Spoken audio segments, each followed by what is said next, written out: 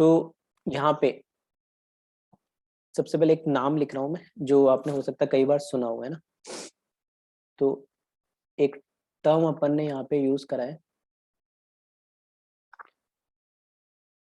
और वो है aqua regia.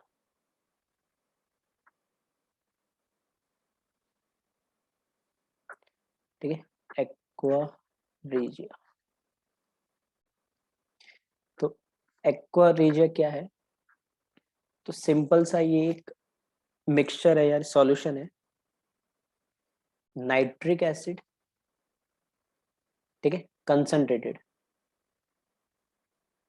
Concentrated nitric acid plus concentrated ही HCl। ठीक है, इन दोनों को जब हम मिक्स करेंगे, लेकिन मिक्स करने के लिए ध्यान रखना मोल रेशियो या पार्ट भी लिखा होता है। जो मोल रेशियो है इनका वो होता है,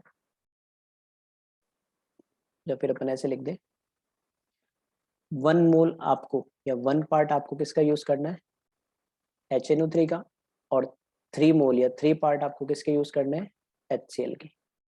इन दोनों को जब मिक्स करोगे आप 1:3 रेशियो में, तो आपका एक्वा रीजिया सॉल्यूशन बनेगा। अब उसमें खास बात क्या है, तो जब आपको इसी तरीके से मैंने अगर यहाँ पे बैलेंस करके लिख दिया इसके 1 मोल और यहाँ पर इसके लिख दिया मैंने क्या 3 मोल, तो जब इन दोनों सॉल्यूशन को हम मिक्स करते हो तो अल्टीमेटली इससे आपसे बनता क्या है, एक तो NOCl बनता है प्लस H2 बनता है प्लस सबसे इंपॉर्टेंट, जैसे नेसेंट ऑक्सीजन होती है ना, वैसे नेसेंट क्लोरीन बनता है इसके अंदर एक्वा रीजिया सॉल्यूशन में। ठीक है, NOCl के साथ नेसेंट क्लोरीन मिलती है। अब कुछ सॉल्यूशन जैसे हम बोलते हैं गोल्ड वगैरह प्लेटिनम वगैरह, ये नॉर्मली ना तो नाइट्रिक एसिड से रिएक्ट करते हैं ना HCl से रिएक्ट करते हैं, उनकी रिएक्टिविटी बहुत कम होती है।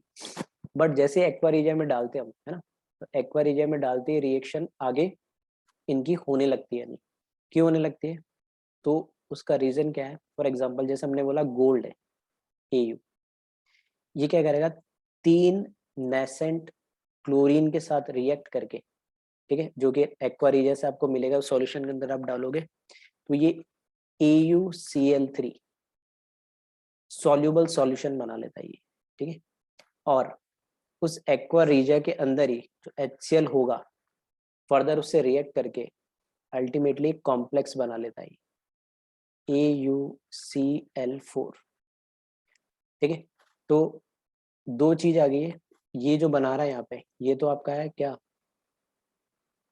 सॉल्युबल होता है ये AuCl3, इसका सॉल्युबल सॉल्यूशन होता है ये, और यहाँ पे H प्लस और इस पूरे कॉम्प्लेक्स के बाहर चार्ज होता है नेगेटिव, है ना। तो कोऑर्डिनेशन कंपाउंड में भी इसको आप पढ़ेंगे, जिसमें H प्लस देता हो ऐसा एसिड, इसको हम बोलते हैं कॉम्प्लेक्स एसिड। तो अल्टीमेटली क्या है कि कॉम्प्लेक्स बना लेता है गोल्ड Cl के साथ कंबाइन होके, जब एक्वा रीजिया में उसके साथ मिक्स किया जाता है, क्योंकि एक्वा रीजिया में हमें क्या मिलता है, नेसेंट क्लोरीन मिलता है, इसलिए गोल्ड क्या हो जाता है यहाँ पे, सॉल्युबल हो जाता है। इसी तरीके से अगर आपने क्या करा, प्लेटिनम, है ना, इसी तरीके से आपने क्या करा, अगर प्लेटिनम को डाला एक्वा रीजिया सॉल्यूशन के अंदर, तो वहां से फिर से ये नेसेंट क्लोरीन 4 यूज करके, और पहले तो सॉल्युबल सॉल्यूशन बना लेता है ये PtCl4, और फर्दर, ठीक है, 2 मोल HCl के साथ रिएक्ट करके और ये बना लेगा H2PtCl4। ठीक है, तो सेम कहानी इसमें भी है, ये पहले तो सॉल्युबल सॉल्यूशन बना लेता है और सॉल्युबल सॉल्यूशन बनाने के बाद इसके साथ फिर से ये एक तरीके से कॉम्प्लेक्स एसिड बना लेता है। तो अल्टीमेटली दोनों ही एक्वा रीजिया के अंदर एक तरीके से कॉम्प्लेक्स कंपाउंड बनाते हैं। इस वजह से ये क्या, नॉर्मली तो इनके साथ रिएक्ट नहीं करते, लेकिन जब दोनों 1:3 रेशियो मिक्स करते हैं तो एक्वा रीजिया सॉल्यूशन बनता है, और उससे जो नेसेंट क्लोरीन मिलता है उसके साथ ये करके कॉम्प्लेक्स बना लेते हैं। ठीक है, फिर इसके बाद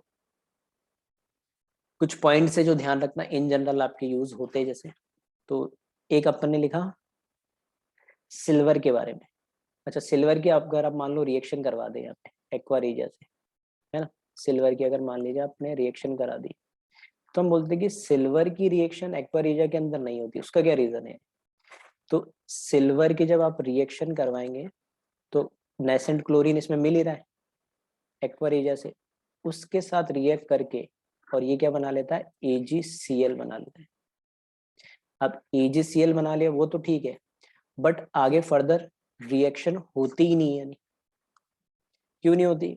क्योंकि AgCl आपको पता है ये क्या प्रिसिपिटेट बना लेता है, जबकि पीछे गोल्ड और प्लेटिनम थे वो कैसे होते हैं, सॉल्युबल सॉल्यूशन थे। AgCl क्या करता है, ये AgCl, AgBr, AgI, ठीक है, सिल्वर हैलाइड्स के साथ जनरली क्या कर लेता है, ये प्रिसिपिटेट बना लेता है, इसलिए ये एक्वा रेजिया के साथ रिएक्ट नहीं करता है, ठीक है। हाँ, नॉर्मली नाइट्रिक एसिड के साथ जैसे नॉर्मल मेटल करते हैं वैसे रिएक्ट कर लेता है, लेकिन एक्वा रेजिया के साथ नहीं करता है। उसका रीजन ये है कि उसके साथ वो PPT बना लेता है। उसके बाद इंपॉर्टेंट पॉइंट है एक दो, वो आप ध्यान रखना, तो यहाँ लिख रहा हूं मैं।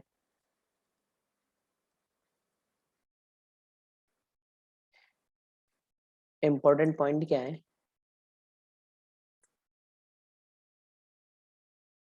पहला पॉइंट तो ये है इसमें कि जैसे हमने बोला कि डाइल्यूट हम जनरली किसको बोलते हैं, 70 से 80% के लिए, है ना। वेरी डाइल्यूट हम सॉरी कंसंट्रेटेड 80% के लिए हम बोलते हैं, और डाइल्यूट 20% के लिए, और वेरी डाइल्यूट 5% के आसपास, 5-6%, ठीक है।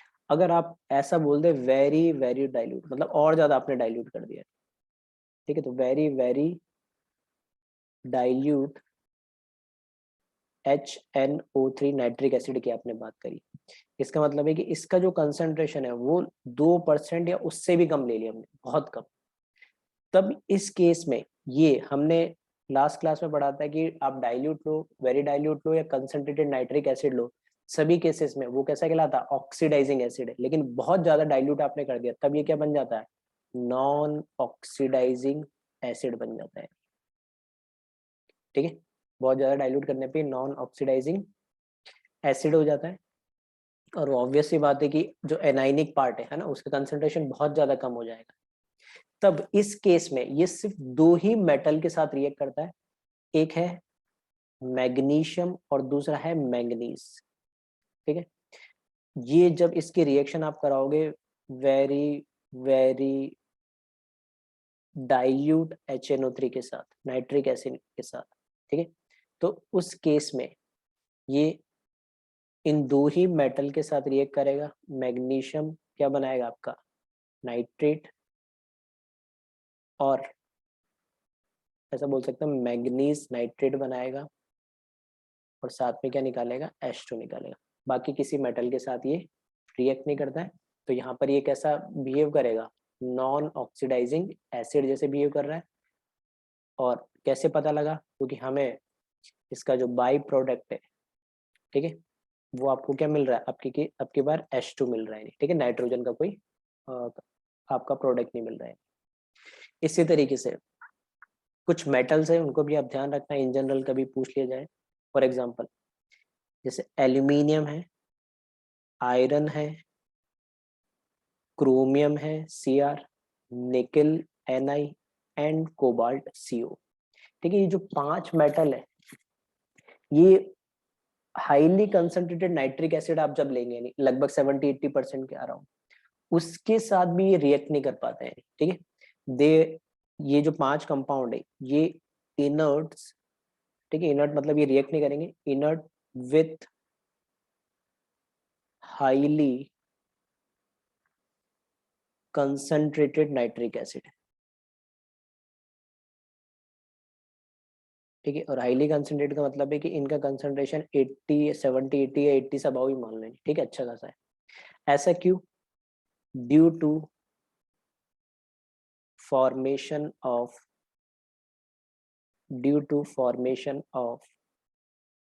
Protective layer, due to formation of protective layer of metal oxide.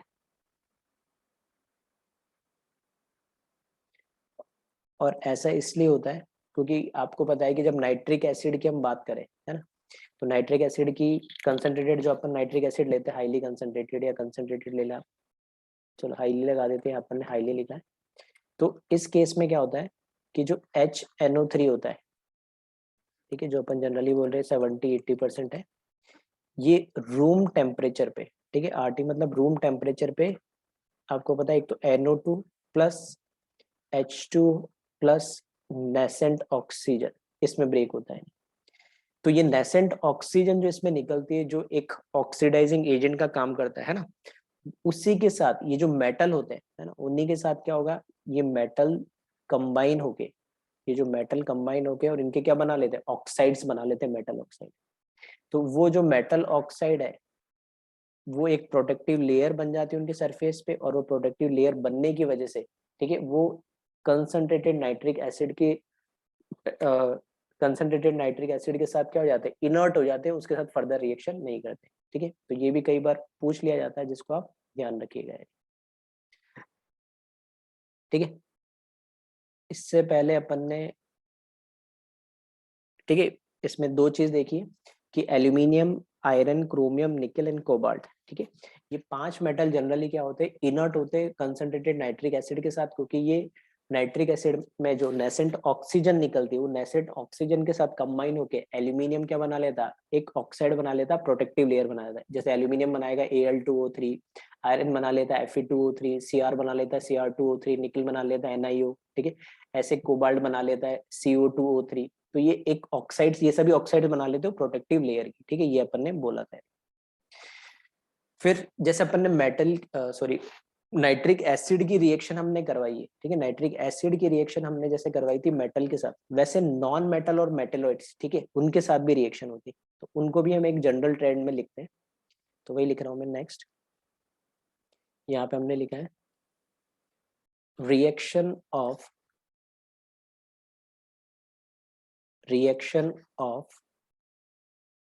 concentrated nitric acid with non metal और मेटलॉइड। ठीक है, दोनों के लिए लिख रहे हैं अपन। मेटल के लिए तो देख ही ली थी अपन ने, यहाँ नॉन मेटल और मेटलॉइड्स दोनों के लिए कॉमन देख रहे हैं। तो इसमें अपन क्या बोल रहे हैं कि इन जनरल जो नॉन मेटल या जो मेटलाइट्स होते हैं, वो मतलब अल्टीमेटली रिडॉक्स रिएक्शन पढ़ रहे हैं, तो ये रिडॉक्स तो है ही, तो उसमें नॉन मेटल या मेटलाइट्स होते हैं ना, वीक रिड्यूसिंग एजेंट या वीक रिडक्टेंट होते हैं, जबकि HNO3 तो अच्छा क्या है, ऑक्सीडेंट है। तो इस केस में आप ऐसा बोल सकते हैं कि नॉन मेटल जो है, नॉन मेटल या फिर मेटलॉइड, इनकी रिएक्शन आपने करा दी किसके साथ, कंसंट्रेटेड नाइट्रिक एसिड के साथ, तब इन जनरल प्रोडक्ट क्या मिलेगा। तो इस केस में अगर हम बात करें रूम टेम्परेचर पे, नाइट अगर कंसंट्रेटेड लिया तब तो रूम टेम्परेचर पे रिएक्शन हो जाएगी, और यहाँ मैं लिख रहा हूँ देखना, एक फॉर्म ऑफ ऑक्सी एसिड। ठीक है, तो एक फॉर्म अस फॉर्म ये ऑलरेडी अपन स्टार्टिंग के लेक्चर्स में बात कर चुके, साथ में आपको NO2 मिलेगा और H2 मिल जाएगा।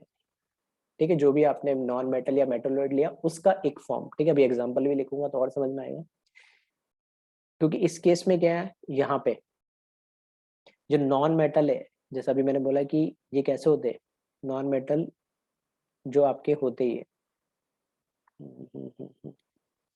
नॉन मेटल जो आपके होते हैं, क्यों नहीं, ये होते हैं आपके वीक, चलो, ये आपके कैसे होते हैं, वीक, ठीक है, रिड्यूसिंग एजेंट होते ही, जबकि कंसंट्रेटेड तो आपको पता है कैसा होगा, ये स्ट्रॉन्ग ऑक्सीडाइजिंग एजेंट होंगे। तो ये भले ही वीक है, लेकिन कंसंट्रेटेड स्ट्रॉन्ग होने की वजह से रूम टेम्परेचर पे रिएक्शन हो जाती है। बट अगर आपने सेम नॉन मेटल की रिएक्शन या फिर मेटलॉइड की रिएक्शन किसके साथ करा दी, अब की बार आपने डाइल्यूट के साथ करा दी, डाइल्यूट HNO3 के साथ। ठीक है, तो रूम टेम्परेचर पे ही अगर रिएक्शन कराई तो यहाँ पे कोई रिएक्शन नहीं होती है। ठीक है, रीजन वापस वही है, क्योंकि ये ऑलरेडी वीक या वेरी वीक भी लिखा होता है, ये वीक रिड्यूसिंग एजेंट है, और जैसे हमने डाइल्यूट लिया तो ये भी थोड़ा कैसा हो गया, माइल्ड हो गया। यानी कंसंट्रेटेड में तो स्ट्रांग होता है तो वो इसके साथ फिर भी रिएक्ट कर लेता है। या अपन ऐसा भी बोल सकते हैं इसको कि इसका जो डेल्टा जी होता है वो पॉजिटिव होता है, मतलब रिएक्शन कैसे हो जाती है, नॉन स्पॉन्टेनियस रूम टेम्परेचर में। तो बस आपको पता है अगर नॉन स्पॉन्टेनियस है तो अगर आपको स्पॉन्टेनियस करनी है तो सबसे अच्छा तरीका क्या है कि उसका टेम्परेचर बढ़ा दो। तो सेम वही लिख रहा हूँ, नॉन मेटल की रिएक्शन या मेटलॉइड की रिएक्शन अगर आपको डाइल्यूट के साथ ही करानी, कंसंट्रेटेड ले लोगे तब तो होगा ही होगा, लेकिन अगर आपने डाइल्यूट के साथ ही करानी है तो आप डेल्टा लगा दिया, या फिर मैं बोल सकता हूँ हाई टेम्परेचर पे, मतलब रूम से थोड़ा टेम्परेचर बढ़ा दो, ठीक है, 60 70 80 डिग्री तक। हाई टेम्परेचर पे जब रिएक्शन कराओगे तब ये रिएक्शन हो जाएगी, फिर से सेम प्रोडक्ट मिलेगा आपको, एक फॉर्म ऑफ ऑक्सी एसिड जो ऊपर मिलता है कंसंट्रेटेड के केस में, प्लस NO2 मिलेगा और साथ में आपको H2 मिलेगा। ठीक है, तो अल्टीमेटली हम ऐसा बोल सकते हैं कि अगर आपको रिएक्शन करानी है तो डाइल्यूट है तो हीट कर दो, और कंसंट्रेटेड है तब तो डायरेक्ट हो जाएगी। और ऐसा है तो आपको जो भी आपने मेटेलॉइड या नॉन मेटल लिया उसका एक फॉर्म ऑफ एसिड मिल जाएगा, साथ में आपको NO2 प्लस H2 मिलेगा। चलिए इसके एग्जाम्पल देखते हैं कुछ।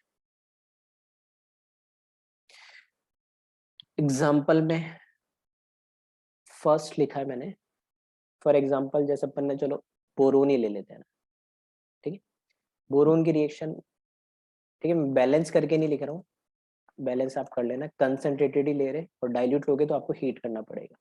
ठीक है, कंसंट्रेटेड ले रहे तो ये रूम टेम्परेचर पे ही रिएक्शन हो जाएगी। और इस केस में अब हमने बोला है कि जो भी नॉन मेटल बोरोन है तो बोरोन का एक फॉर्म ऑफ एसिड कौन सा होता है, बोरिक एसिड, तो वो बन जाएगा H3BO3 बन जाएगा। ठीक है, साथ में आपको पता है ये NO2 बन जाएगा, और H2 लिखना चाहो तो आप H2 लिख सकते हैं, ये इसका मतलब। इसी तरीके से अगर आपने कार्बन ले लिया फॉर एग्जाम्पल, ठीक है, कार्बन लिया, फिर से डाइल्यूट ले रहे हो आप तो डाइल्यूट के केस में आप कैसे ले ले, हाई टेम्परेचर ले लो, अदरवाइज कैसे ले लो, कंसंट्रेटेड ले लो तो रूम टेम्परेचर पे रिएक्शन हो जाएगी। और कार्बन का एक फॉर्म ऑफ एसिड कौन सा होता है, कार्बोनिक एसिड। ठीक है, तो NO2 मिलेगा, साथ में कार्बोनिक एसिड मतलब H2CO3।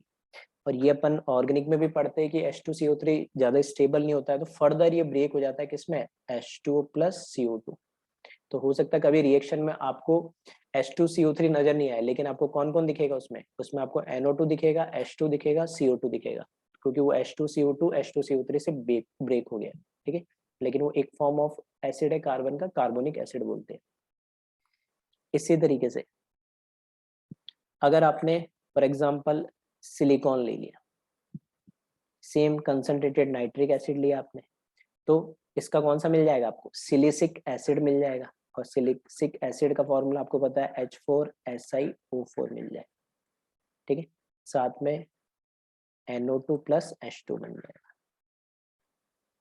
इसी तरीके से आपने फॉर एग्जांपल मान लो फॉस्फोरस ले लिया, ये भी नॉन मेटल ही है ना, कंसंट्रेटेड नाइट्रिक एसिड के साथ रिएक्शन कराओ तो फॉस्फोरस का एक फॉर्म ऑफ एसिड हमें पता कौन सा होता है, फॉस्फोरिक एसिड, तो ये बन जाएगा H3PO4 बन जाएगा, साथ में NO2 और H2। ठीक है, बैलेंस कोई भी रिएक्शन नहीं करी है मैंने, है ना, मैं बस डायरेक्ट वैसे प्रोडक्ट बना रहा हूँ, बैलेंस आप खुद से कर सकते हो इसको।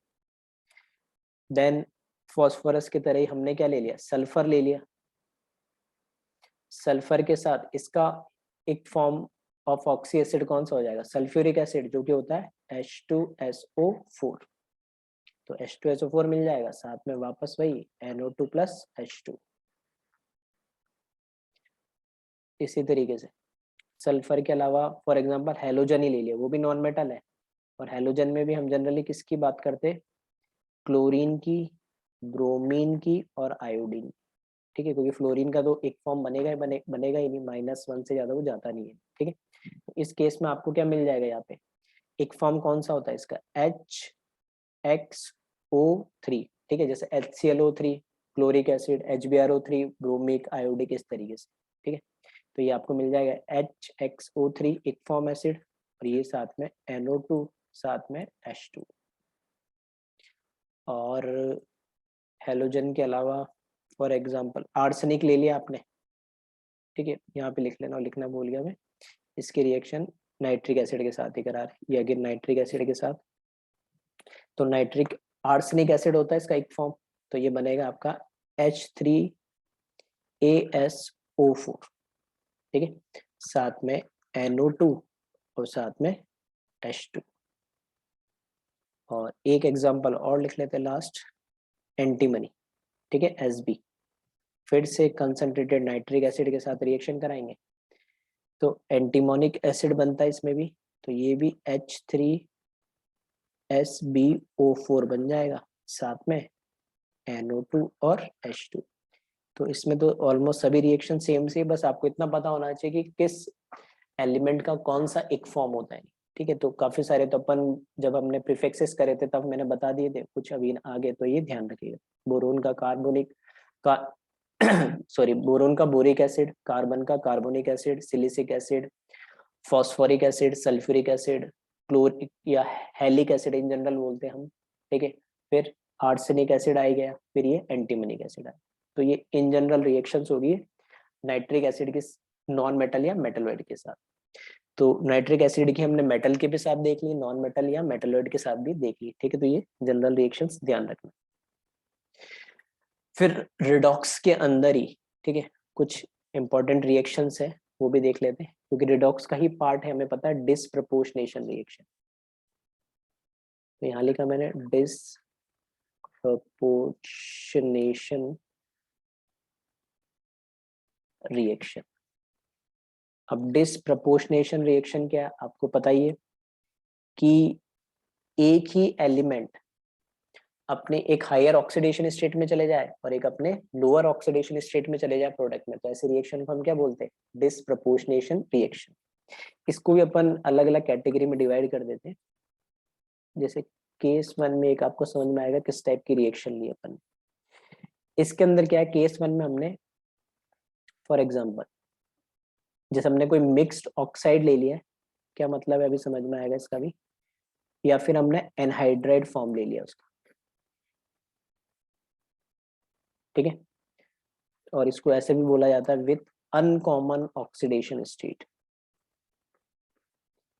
Uncommon oxidation state.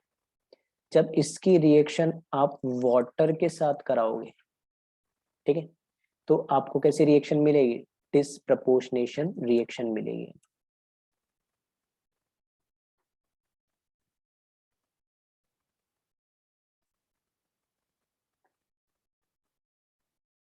ठीक है, पानी के साथ आपने मिक्स्ड ऑक्साइड, या फिर हम उसको बोल सकते हैं उसका एनहाइड्रस फॉर्म, मतलब उसमें से H2 निकाल देते, तो आपको डिसप्रपोर्शनेशन रिएक्शन मिलेगी। एग्जांपल के लिए अपन देख लेते हैं,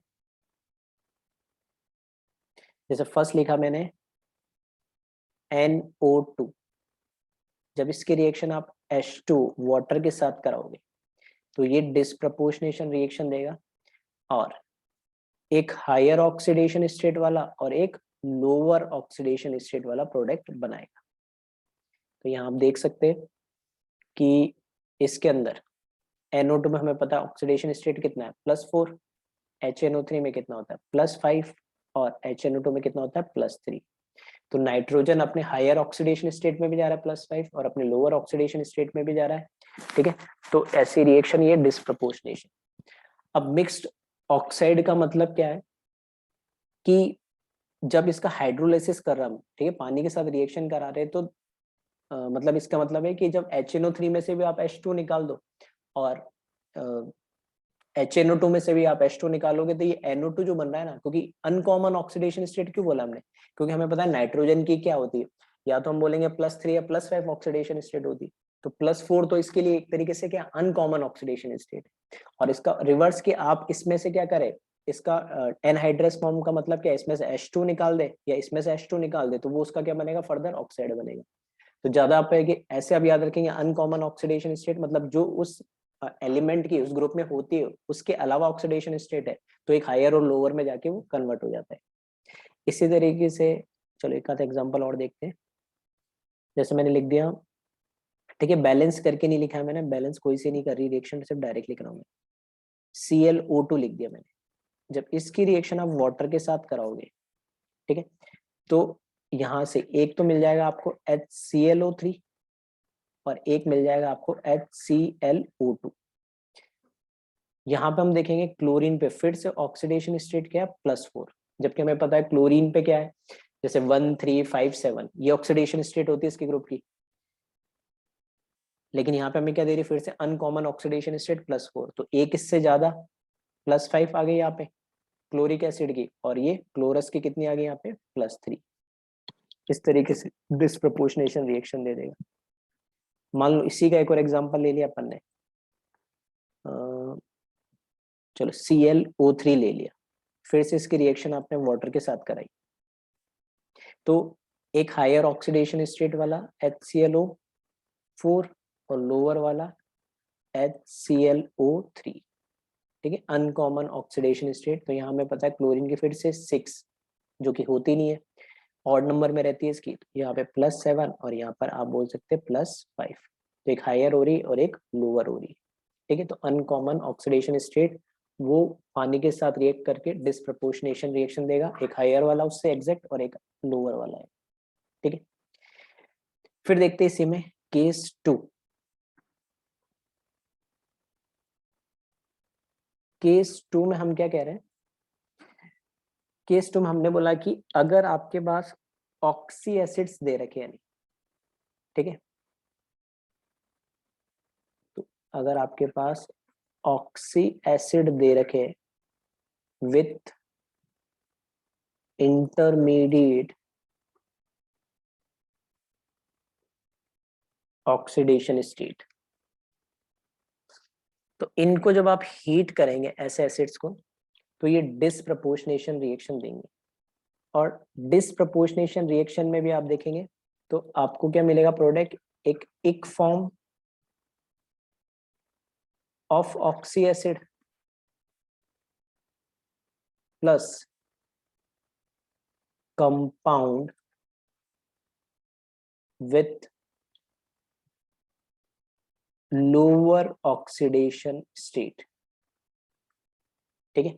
जैसे एग्जांपल के लिए मैंने लिखा है यहाँ पे, इंटरमीडिएट का मतलब है कि हाईएस्ट नहीं होनी चाहिए, हाईएस्ट हो जाएगी तो फिर ऑब्वियस सी बात है डिस्प्रपोर्शनेशन नहीं होगी, बीच में होनी चाहिए, मतलब उससे ऊपर ऑक्सीडाइज भी हो सके और रिड्यूस भी हो सके। तो जैसे हमने ये ले लिया H2C2O4 ले लिया, कार्बोनिक एसिड ले लिया, इसको जब आप हीट करेंगे, ठीक है, तो आपको पता है एक तो ये बनाएगा, नहीं ये तो ऑक्सिलिक एसिड है H2C2O4 सॉरी, और ये बनेगा आपका, एक तो कंपाउंड बनेगा CO प्लस बनता है कार्बोनिक एसिड H2CO3, एक फॉर्म ऑफ एसिड, और ये स्टेबल नहीं होता तो फर्दर किसमें ब्रेक हो जाता है, ये H2 + CO2 में, ठीक है। तो यहाँ पे अपन ने क्या लिया, H2C2O4 मतलब ऑक्सिलिक एसिड लिया जिसपे ऑक्सीडेशन स्टेट है +3, तो हमने बोला ये इसके एक फॉर्म ऑफ ऑक्सी एसिड जो है कार्बोनिक एसिड, सही है, और कार्बोनिक एसिड में आपको पता है कितना है, +4 होगा ऑक्सीडेशन स्टेट, वो हालांकि ब्रेक होके CO2 में कन्वर्ट होगा तो भी +4 ही रहेगा, और एक कंपाउंड हमने बोला लोअर ऑक्सीडेशन, मतलब 3 जो दे रखा है ना उससे लोअर, मतलब यहाँ पे CO पे आपको पता है ऑक्सीडेशन स्टेट कितना होगा, +2, ये इसका मतलब है। तो ऐसे एसिड जो इंटरमीडिएट ऑक्सीडेशन मतलब उस एलिमेंट के हाईएस्ट ऑक्सीडेशन स्टेट में नहीं है, तो एक फॉर्म ऑफ ऑक्सी एसिड मिलेगा, साथ में लोअर ऑक्सीडेशन स्टेट वाला एक कंपाउंड मिलेगा। चलिए और एग्जांपल देखते हैं कुछ, जैसे आपने ले लिया HNO2 ले लिया, ठीक है, नाइट्रस एसिड ले लिया, तो ये अपना एक form of acid nitric acid बनाएगा, साथ में क्या बनाएगा, ये NO बनाएगा, और ये H2 जब बैलेंस करोगे तो उसके साथ आ जाएगा। फिर से यहाँ देखेंगे अपन, तो इसका ऑक्सीडेशन स्टेट नाइट्रस का है +3, ये हायर ऑक्सीडेशन एक फॉर्म ऑफ ऑक्सी एसिड बना रहा है, और साथ में compound with lower oxidation state plus मतलब +2 वाला बना रहा है, तो ये भी कैसी रिएक्शन होगी, डिस्प्रपोर्शनेशन। फिर आपने ले लिया फॉस्फोरस एसिड ले लें H3PO3, इसको आपने क्या करा, हीट करा, ठीक है, तो ये बनाएगा H3PO4 फॉस्फोरिक एसिड, साथ में लोअर ऑक्सीडेशन स्टेट वाला कंपाउंड, तो PH3 बना लेगा। ऑक्सीडेशन स्टेट अपन देखेंगे फिर से यहाँ पे, तो H3PO3 पे यहाँ पे कितना ऑक्सीडेशन स्टेट हो गया, ये +3, यहाँ पर H3PO4 पे कितना हो गया +5, और PH3 में हमें पता है कितना होता है -3। ठीक है, लोअर का मतलब नहीं कि एग्जैक्ट +3 से +2 एक नीचे ही होगा, है ना, बस नीचे वाला कोई भी स्टेबल कंपाउंड बनाएगा। तो जैसे इसमें CO बनाया +2, इसमें HNO2 के केस में NO बना लिया, ये भी +2, लेकिन इसमें जो स्टेबल कंपाउंड होता है वो फॉस्फेन या PH3 होता है। ऐसे ही नेक्स्ट एग्जांपल देखिए, इसी में H3 और यहाँ पर इसने बनाया PO2, फिर से इसको आपने हीट करा तो बनाएगा तो क्या एक फॉर्म ही बनाएगा, तो ये तो हो जाएगा H3PO4, और अगेन इसका जो स्टेबल कंपाउंड है वो भी क्या है PH3 बनेगा। ठीक है, तो यहाँ पर फिर से आप देख सकते हो कि इसका जो ऑक्सीडेशन स्टेट है H3PO2 में, तो यहाँ पर हो जाएगा ये +1, सही है ना। इसमें अगेन यहाँ पे +5 ही है और यहाँ पर ये -3 है, तो फिर से डिस्प्रपोर्शनेशन रिएक्शन हो रही है। और एक और एग्जांपल लिख लेते हैं, H2SO3, ठीक है, सल्फ्यूरस एसिड, इसको जब आप हीट करेंगे तो हायर ऑक्सीडेशन स्टेट वाला H2SO4 प्लस लोअर ऑक्सीडेशन का स्टेबल इसमें सल्फर ही रहता है, साथ में वो H2 बन जाता है। तो यहाँ पे फिर से अपन देख सकते हैं कि H2SO3 इसमें है +4 ऑक्सीडेशन स्टेट, यहाँ पर आप देखेंगे तो हायर इससे एक फॉर्म भी आ गया और हायर ऑक्सीडेशन स्टेट भी आ गया, और इसमें 0 तो लोअर भी आ गया। फिर से अगेन कौन सी होगी रिएक्शन, डिसप्रपोर्शनेशन रिएक्शन हो गई है। ठीक है तो ये सेकंड केस था, और थर्ड केस एक और देख लेते हैं जल्दी से, केस 3। ठीक है, इसमें कौन से रिएक्शंस लिख रहे हैं हमने बोला कोई भी नॉन मेटल, ठीक है, कोई भी कौन हो आपका नॉन मेटल हो, उस नॉन मेटल की रिएक्शन आपने एल्कलाई सॉल्यूशन के साथ करा, ठीक है, alkali solution like NaOH, KOH, ठीक है, बेसिक मीडियम टाइप आप बोल सकते हैं। तो रूम टेम्परेचर पे जब नॉन मेटल एल्कलाई सॉल्यूशन के साथ रिएक्शन करेगा तो अगेन ये डिसप्रपोर्शनेशन रिएक्शन देता है। ठीक है, इसमें अगेन अपन एग्जैक्ट ये तो नहीं बता सकते कि यही कंपाउंड बनेगा, लेकिन देता है डिसप्रपोर्शनेशन रिएक्शन ही। और एनसीईआरटी में भी ये वाली रिएक्शंस आपको काफी सारी मिल जाएगी। जैसे एग्जांपल के लिए लिखा मैंने फॉस्फोरस की रिएक्शन लिखी NOH के साथ, ठीक है, एल्कलाइज सॉल्यूशन हो गया, साथ में H2 ले लिया अपन ने सॉल्यूशन के लिए। बेसिक मीडियम के साथ आप जब रिएक्शन कराओगे तो अब एक तो इसमें प्रोडक्ट बनता है PH3 और एक प्रोडक्ट आपका बनेगा NaH2PO2, ठीक है।